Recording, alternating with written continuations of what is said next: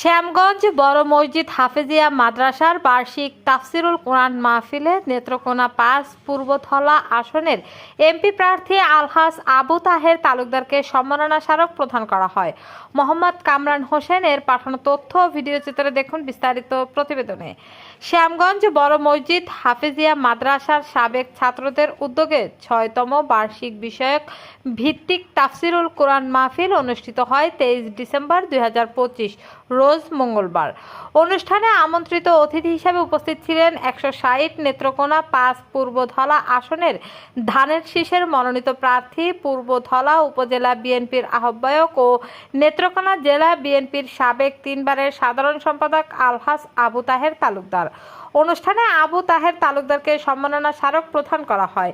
তিনি বলেন, আগামী বছর থেকে এ তাফসিরুল কোরআন মাহফিল আরও সুন্দরভাবে হবে এবং তিনি ব্যক্তিগতভাবে সার্বিক সহযোগিতা করবেন এবং আয়োজকদের ধন্যবাদ জানান।